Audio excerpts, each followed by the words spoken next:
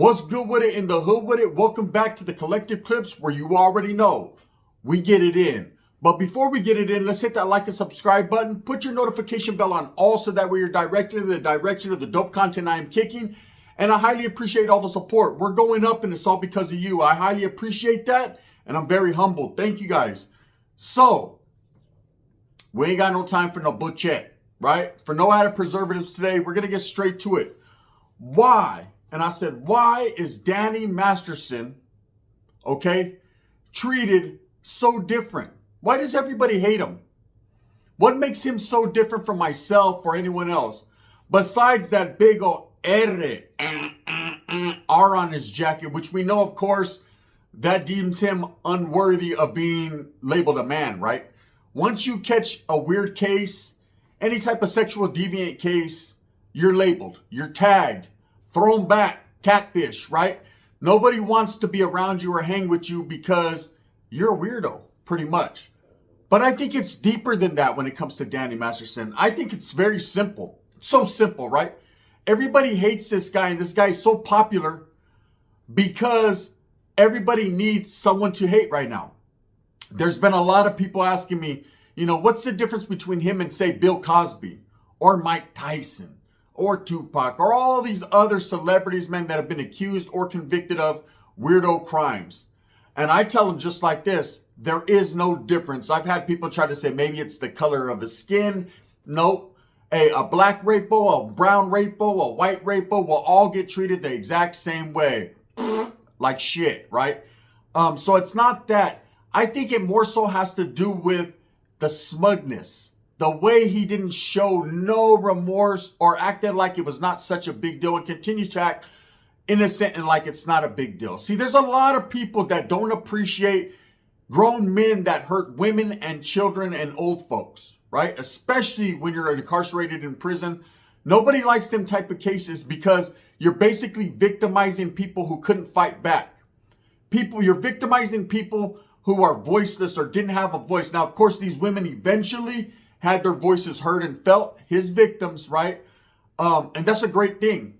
That's a great thing. I mean, I've even seen people leave DMs saying, well, why'd they snitch on him? Why'd they snitch on him?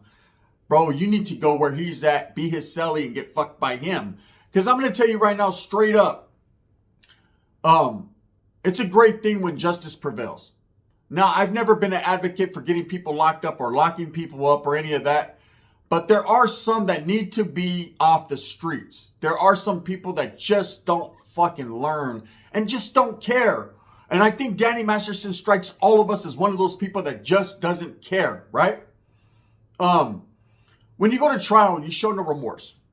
Now, even if you're not guilty, okay, even if you didn't do anything, you still are of an understanding that what is being said against you isn't right. It's not right for a man to do this. So you show some type of compassion or remorse or something for the women, right? You might go up there and say, look, albeit I didn't do this stuff, man, that I'm accused of, I understand. I understand how they must feel or what they're thinking about. And this is never a good look, period, in life for anybody to have to go through this shit one way or the other on each side, whether you're being the accused or the accuser, right? Because it's just a bad situation, period. But I think the way he was smug, the way he didn't care, the way he's been catered to and had the silver spoon his whole life is what makes him so interesting, is what the reason why people want to see him actually get hurt.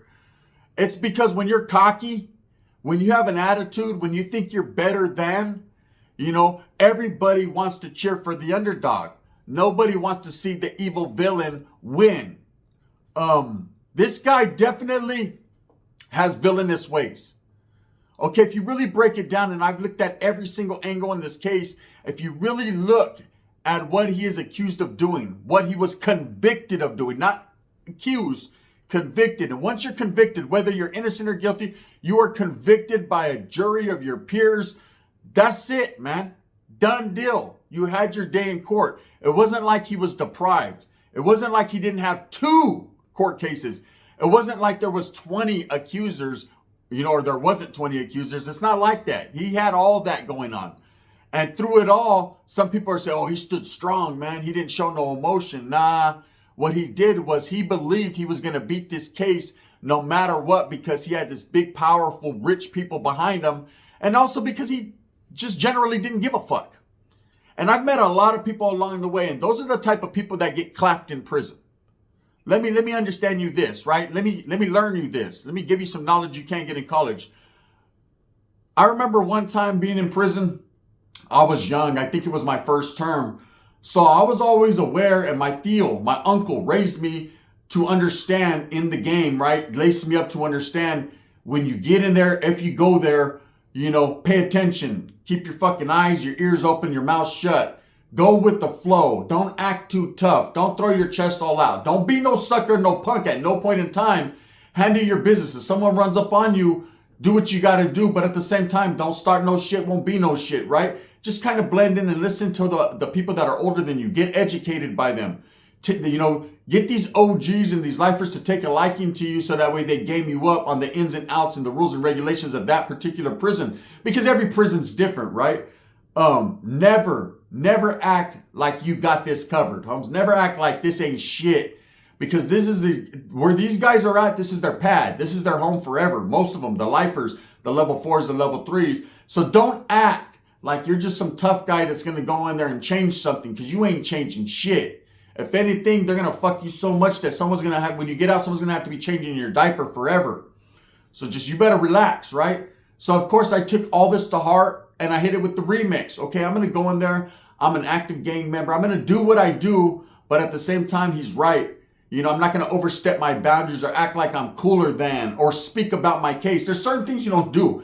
You don't sit there and talk about your time if you're doing a little bit of time, because there's guys that are never getting out that ain't trying to hear that shit, right? You don't go in there and try to change the program. Just go with the flow. If it's going already, roll already, right? Don't sit there and say, hey, I think we should get ice cream on Saturdays instead of Sundays because the way my ice cream game worked. No, you better shut the fuck up and just eat it on Sunday, or don't. Give it to the next man.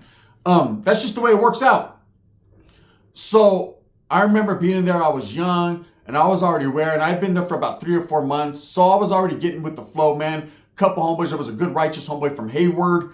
That's Hayward, California, for those that don't know, right? The Bay Area, that took a liking to me, was a good, solid homeboy, man. Me and him got celled up. We used to work out together. Just a good dude. Solid. He gave me the game. Hey, bro, it's like this. When we go to chow, it's like that. You know what I'm saying? We're going to clean the cells like this. Because when you first get in there, you don't know shit.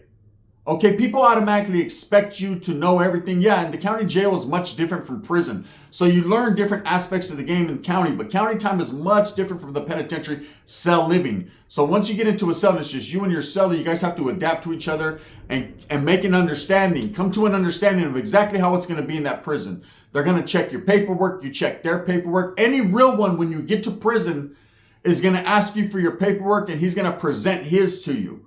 Okay, if someone asks you for their paperwork and they don't present theirs to you, there's an issue there and a problem, because they might have something to hide, but they're trying to check you on yours. That ain't the way it works. It doesn't matter if the guy's a lifer, been in prison 15, 20 years. If he's an old school convict, he's going to be like, paperwork, bro, and throw his on the table. There you go. Just so you know. So I can sleep better at night and letting you know, man, we're both good in the hood. Or hopefully you are, puto, right? And then he's going to read. That's how it is. So there's a lot of these little details that convicts do, and a lot of things that happen behind the scenes that we're never really brought fully aware of, especially when you're a civilian on the streets. A lot of people watch these movies and they think that's the way it is, but it ain't like that. It's very different, and there's a lot more that goes into it. It's a clearance process, especially when you're part of a prison gang or a prison group, and depending upon your racial makeup. If you're black, white, brown, it's going to be different, brother, right? It's always going to be different. Everyone has different rules. So you have to conform to the rules of your people, the laws of the land, and just go with it. That's prison for you, right? Now, of course, Danny Masterson's different because he's a rapo and on a different style of yard. He's pretty much on his own, like a Patti LaBelle, Michael McDonald song. He's going to do what he does, and he's going to have to learn the hard way, hopefully, right? And that's just it. Nobody condones bullshit. So anyways, back to the story. So I'm on this yard about 3 or 4 months, man, when this dude gets there. Kind of a bigger fella. He was fat, probably about 300 pounds. He wore these sunglasses, I remember. And that's one thing, man. When you meet a man and you shake his hand and he doesn't lift the sunglasses, then he's never truly looking you in your eye. So you can't trust an individual like that. You know, I was gamed up like that by a Hell's Angel. I had a partner that was a Hell's Angel, man. And he told me that was one of their rules. I don't know it to be true, but he told me this shit.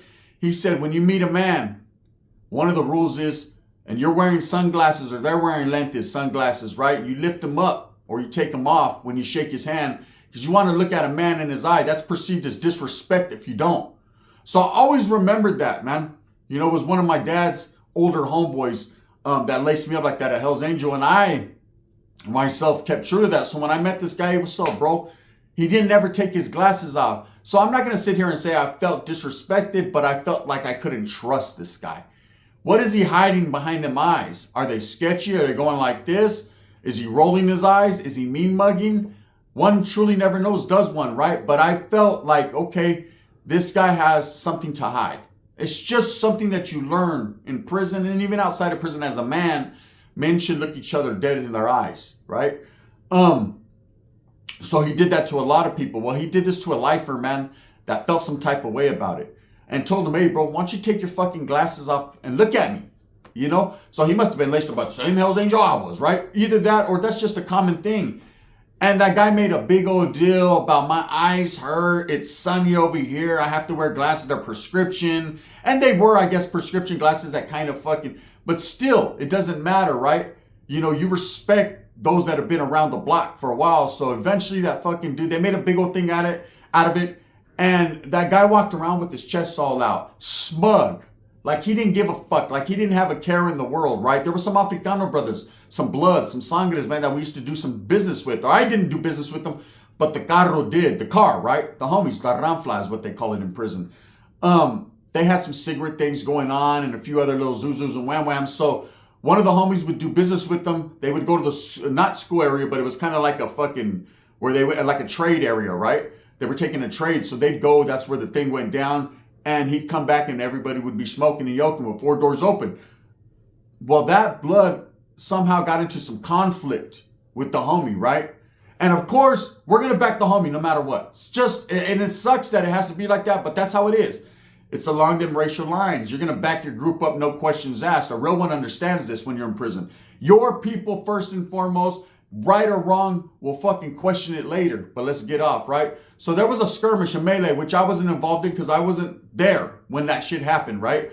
But they got off. A few of the Bloods, man, a couple Kumi cats, and some Northerners, right?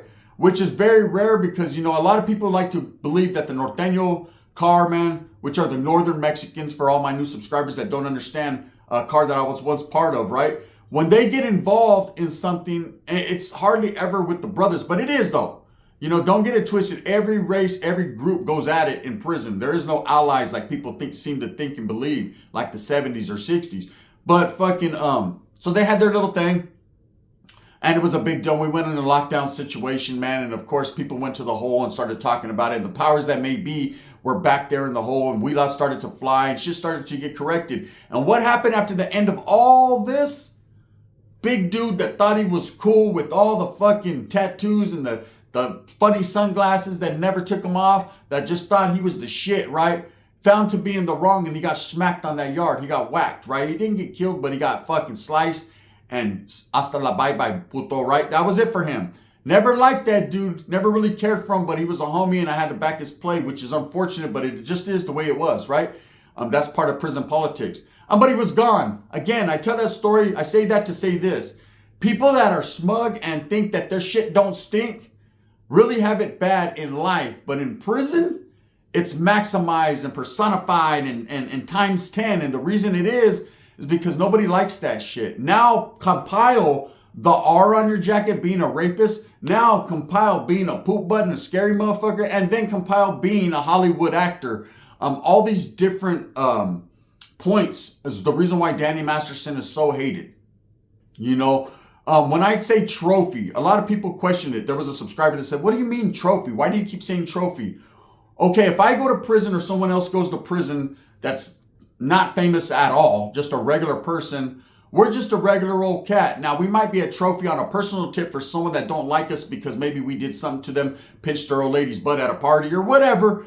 So they might be hating on us for some type of reason. They consider us a trophy, a notch on their belt, right? Like, I'm going to catch this motherfucker, I'm going to get him.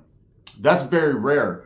But these guys that are actors, actresses, singers, entertainers, people that have a lot of money, if they catch a bad case, a despicable case, like the one Danny Masterson has, because the details are so horrendous, especially the girl in Canada. I mean, I don't even want to get into the details of the case, but I'll just say this. If you really read up on it and do your homework, if you're really into his case like that, for whatever reason it may be, whether you don't like him or you think he's innocent, dip into it, man. It's out there online, and I guarantee, man, it's going to change the way you think one way or the other.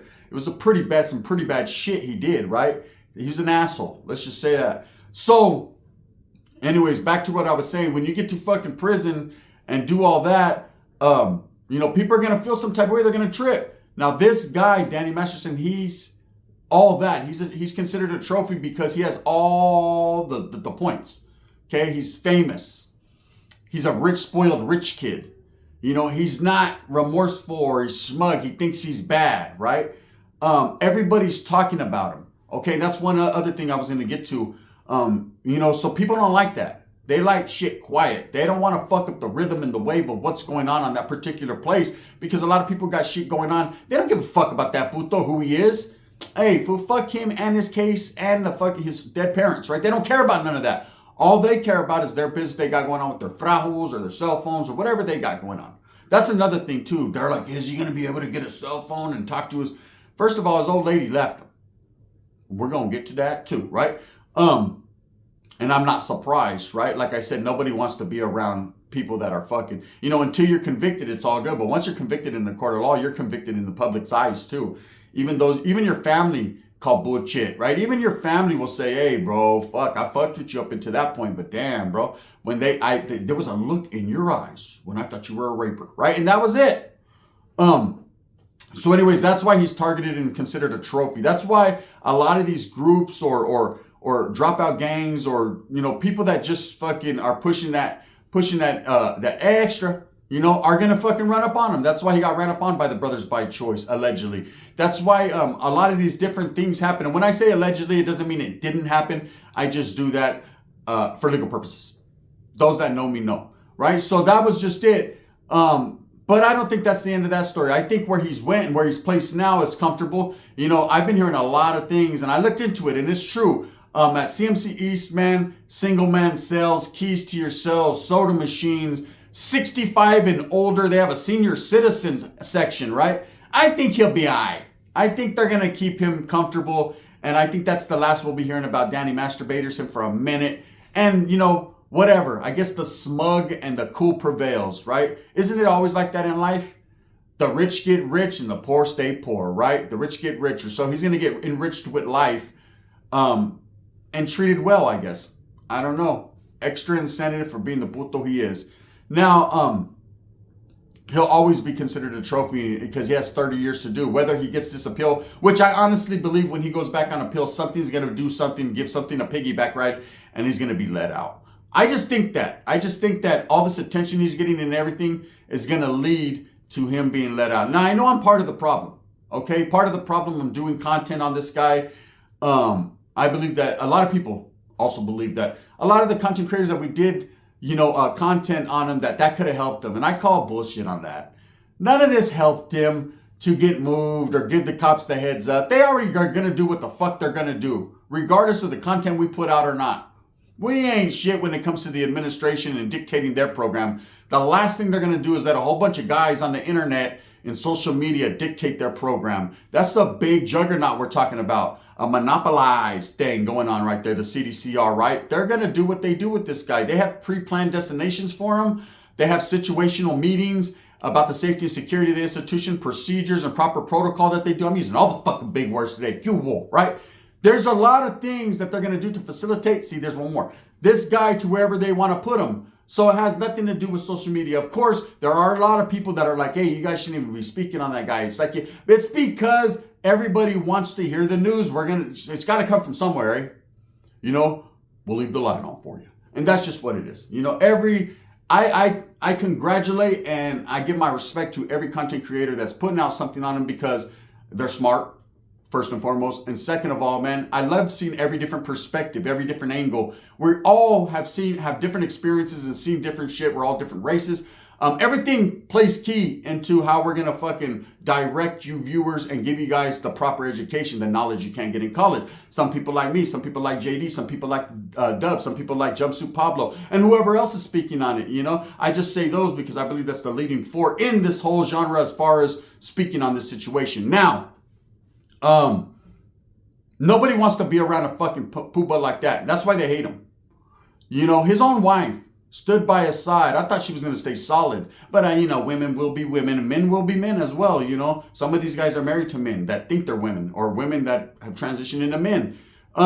So with his chick, I think her name's Bijou Phillips, you know, she stood strong with him. And then 10 days after, you know, he gets incarcerated, she files for divorce. Now, some people are saying, oh, it's because it's what benefits her and the money situation and whatever. She still loves him. I don't know. Like I said, I'm not the cucaracha right there under his huarachi. But one thing I am for sure is someone that sees it from a prisoner's point of view, someone an ex-con. And I can tell you, ain't nothing new. As soon as you get locked up, she's gone, homie. There's some dude giving her the green mile right now. Right? The butter, right? He's giving her the butter right now. Mrs. Butterworth. So she'll be all right. You know what I mean? She'll be well taken care of by that brother over there with the flat top. It's all good. Hustler. And until then, man, what you got to do is go in there with your smug ass and get beat up everywhere you go.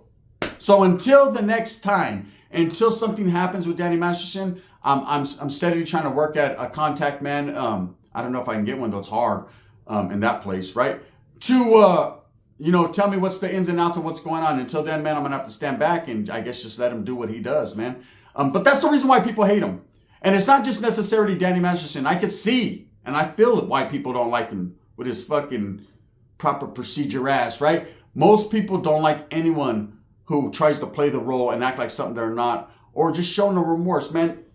Even real righteous gangsters, dudes that you think won't shed a tear, solid as they come, dudes that look like straight monsters, are remorseful for what they've done. That's part of a stepping stone in life of change. You have to admit your faults, your guilt, and things that you've done in life and work at changing that. You know, there's a lot of ex-convicts that are here on YouTube speaking on whatever they're speaking on, whether they're Christians or Catholics or they tell prison stories or, you know, they're doing reform, helping children, helping recidivism, whatever they're doing. The number one thing that you'll notice with all of them is they've all are self-aware and they've made changes in their life. But in order to make them changes, you have to admit that you're an asshole sometimes, that you think you're bad, right? Ain't no one better than that one. And that's just what it is. With that being said, I hope that you move with a purpose. Get everything that you want coming. And remember, at the end of the day, I'm here to struggle, strive, and struggle with you, man. And we're going to continue to do what we does right here on the Collective Clips. And we're going to get it. And that's just what it is. Thumbs up or thumbs down. Heavy's going to be the head that wears the crown. I appreciate it. I'm very humbled by all the support I'm getting on both channels. Again, man, I have my bigger channel, which is Gunners Collective TV. Make sure you tap in. Try that one out. I got about 1,900 videos already ready to go for you. Go enjoy yourself. You're going to have some laughs. You're going to have some cries. You're going to be like, who is this guy? And then you're going to ask yourself why. You're even fucking with me. But you're going to be impressed. Bang, bang.